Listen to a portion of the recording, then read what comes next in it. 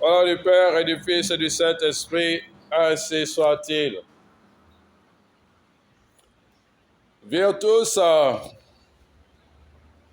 in infirmitate perficitur. C'est ce que Saint Paul nous dit dans cette longue épître, peut-être un peu longue de l'année liturgique. Virtus, la force, virtus, la force, et infirmitate dans la faiblesse. Infirmitate, la faiblesse, ça donnait infirmité, une maladie.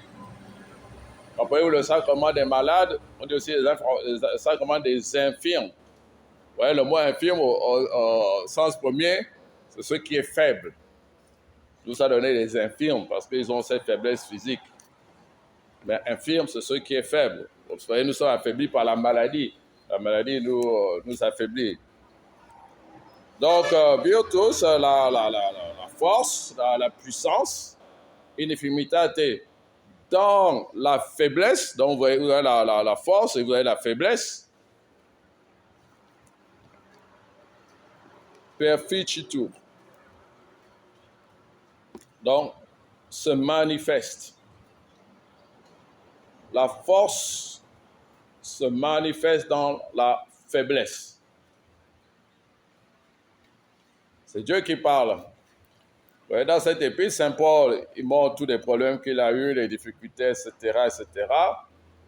Et il dit que Dieu lui a envoyé une épreuve.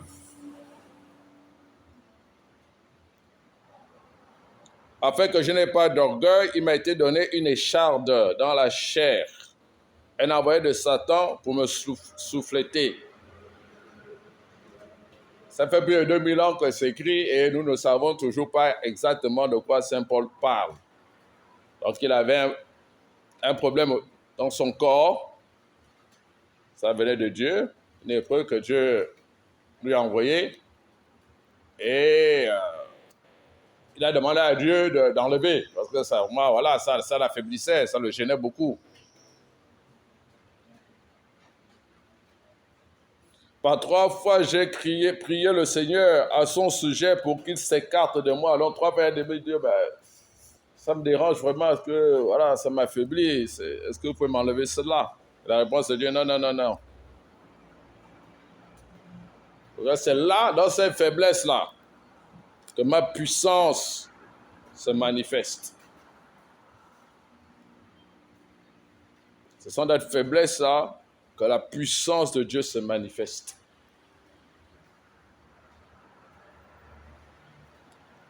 Et voyez, plus nous allons nous considérer comme les gens puissants, moins Dieu va intervenir en notre faveur. Parce que nous sommes en train de dire, non, moi je suis fort, moi je suis puissant, moi voilà.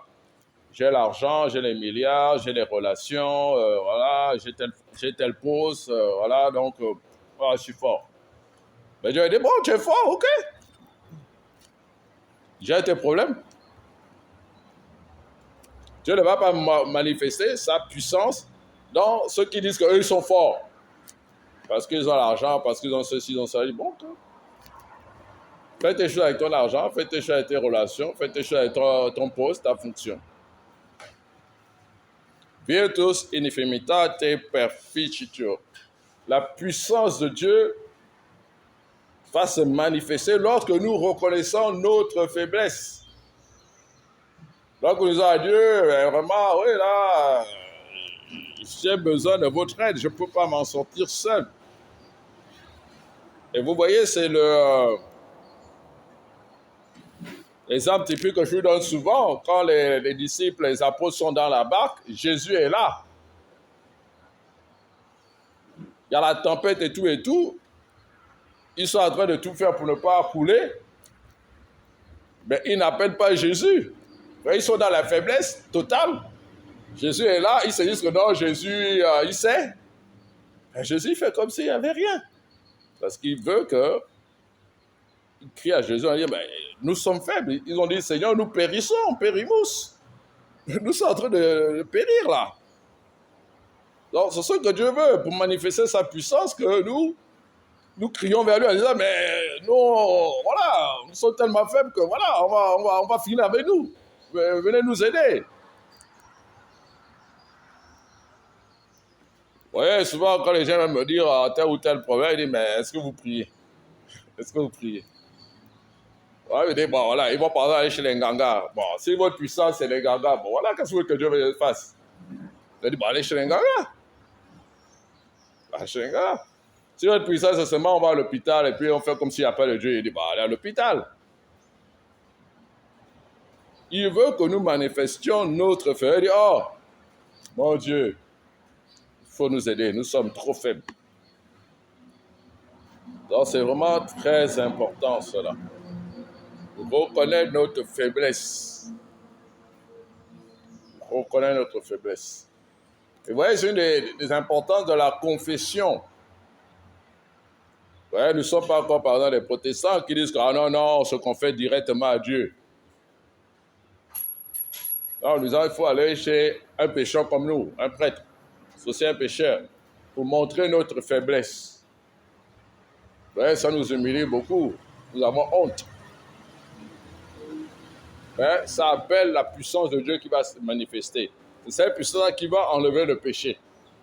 Donc, si nous ne manifestons pas cette faiblesse en disant, oh mon Dieu, nous sommes pécheurs, pitié, il ne va pas enlever cette faiblesse-là. Rappelez-vous aussi dans les évangiles, les deux qui vont prier en parabole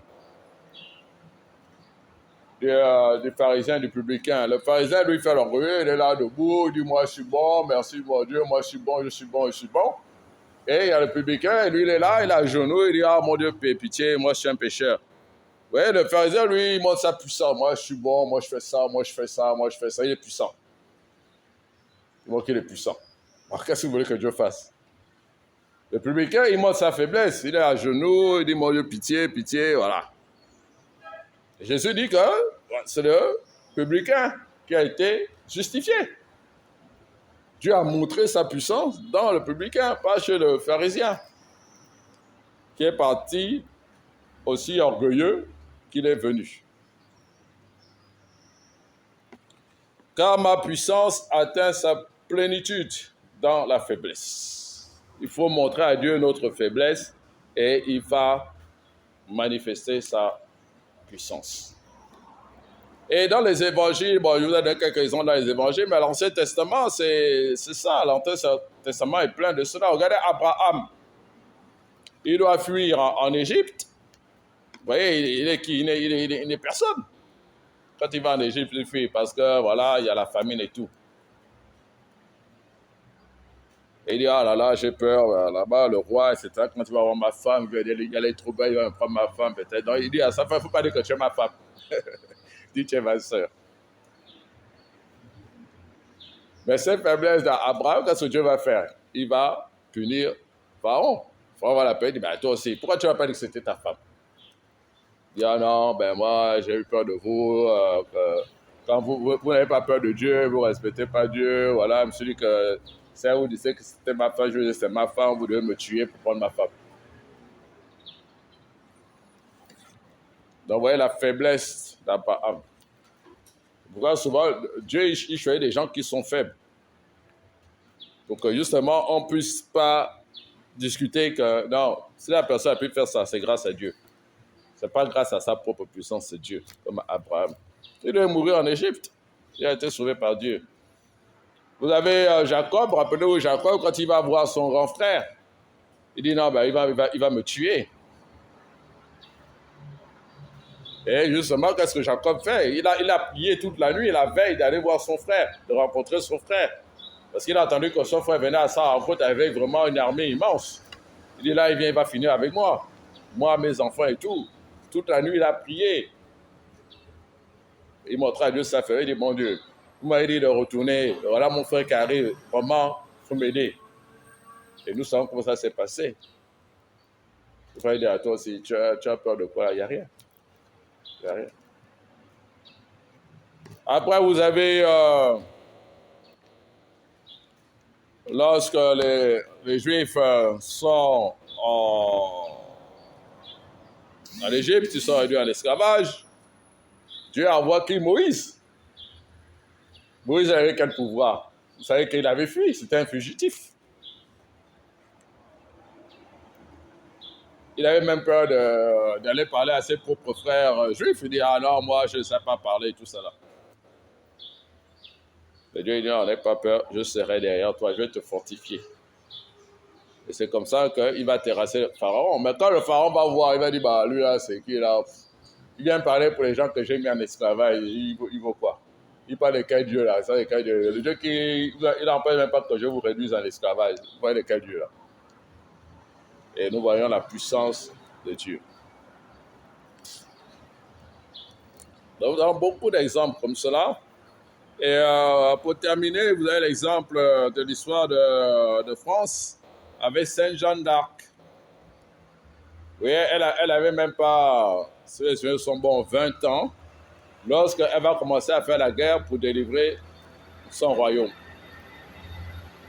Une petite fille, une adolescente. Lorsque les plus grands guerriers du royaume de France étaient découragés, ouais, elle n'a pas eu sa faiblesse. C'est une petite fille, elle n'a jamais fait la guerre, elle n'a jamais été à l'école de guerre, jamais. Elle n'a aucune expérience. Et non, j'ai confiance que Dieu va m'aider. Et ça nous rappelle même David, rappelez-vous David et Goliath. C'est exactement ça. Alors, nous avons dans notre vie beaucoup d'exemples que nous pouvons nous appliquer. Et c'est comme ça, vous voyez, parfois, comme il disait hier, les gens ont donné, ah, mais c'est comment, vous faites comment pour avoir tout ça, vous faites comment. Mais c'est ça. C'est montrer à Dieu notre faiblesse. C'est dire, bah, mon Dieu, vous voyez, nous, on n'a pas grand-chose. Si vous ne nous aidez pas, bah, on va aller nulle part. C'est aussi simple que ça. C'est vraiment très important. Et même lorsque nous avons des problèmes, et ce n'est pas seulement montrer cela, notre faiblesse à Dieu, mais Dieu nous aide aussi à travers d'autres personnes. Et vous savez, il y a des personnes qui ont des problèmes et ils ne disent rien. Il y a des personnes qui pourraient les aider, mais comme elles ne disent rien, elles sont silencieuses. Les personnes qui pourraient les aider ne sont pas au courant et donc elles n'aident pas. D'où cette importance de savoir aussi manifester notre faiblesse au prochain et dire, ah là, vraiment, ça ne va pas, est-ce que vous pouvez m'aider? Et après, le prochain dit oui ou non. Il ne faut pas dire, ah non, il va dire oui, elle va dire qu'elle n'a rien, etc. Ben, vous n'en savez rien. Et c'est peut-être maintenant, il ou elle n'a rien, mais peut-être que demain après-demain, elle aura quelque chose. Et très souvent, la situation se débloque parce que nous acceptons de manifester notre faiblesse.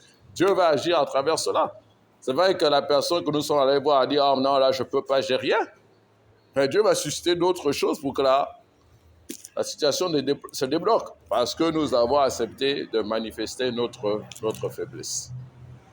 Donc, c'est vraiment très important. La puissance de Dieu se manifeste dans notre faiblesse. C'est-à-dire que nous montrons à Dieu notre faiblesse, alors il va agir.